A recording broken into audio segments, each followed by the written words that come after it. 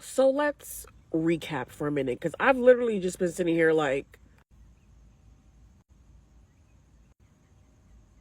because what's going on?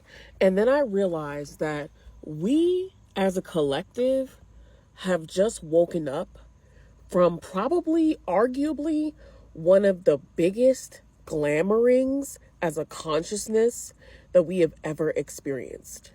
We were literally under such a false belief in a couple of things that have now caused us to recalibrate and also redefine certain aspects of our human life. Okay, so what do I mean by that?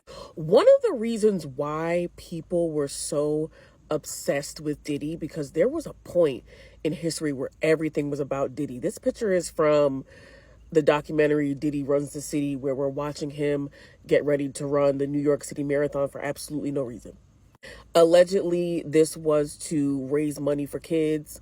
You see him on the phone with people, being really intense, yelling at coworkers, running from assistants trying to give him information. You just see this sense of intensity around something that he arguably doesn't have to be doing. But all you keep hearing him say over and over again is, I just work so hard. I'm so hardworking. This is how I've amassed all of this, because I just work the hardest. I just want it the most. And if you watched Making the Band back in the day, that was also one of the biggest points they tried to drive home. Who wants it more? Who's willing to sacrifice more? Just to find out that it was never about working hard.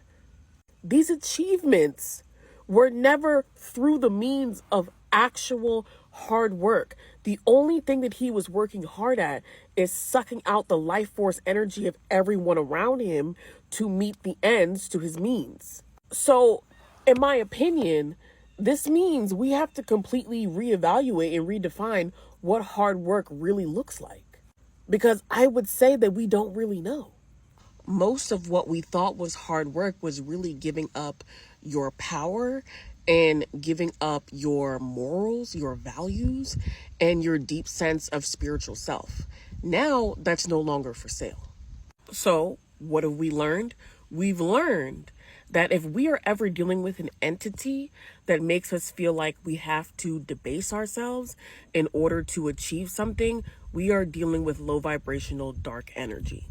The next thing I want to recap is the concept of being glamored and the concept of being lured in and charmed by your perception of what you think something is. Somehow that's not working on the majority of us.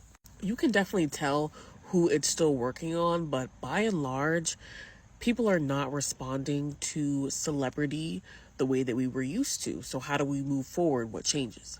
I think it's about noticing every false thing and turning over every rock. Even when you look at this image, you don't even look at it the same way when you first saw it. When you first saw it in the old consciousness, you thought, wow, look at all these, important people in the same room. And you look at this photo, you see Alicia Keys is staring off into space. Beyonce's focused on Jay-Z. Big surprise. Kim is zeroed in on Beyonce to the point where it's kind of awkward. And Cassie is looking like she's having the best time of her life so desperately.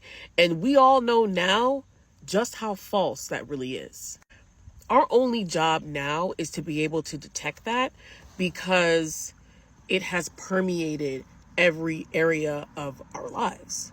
And in order to create a new vision that has clarity and that represents who we are now as a consciousness, we are going to have to go through the arduous process of seeing every last one of these individuals the way they really appear.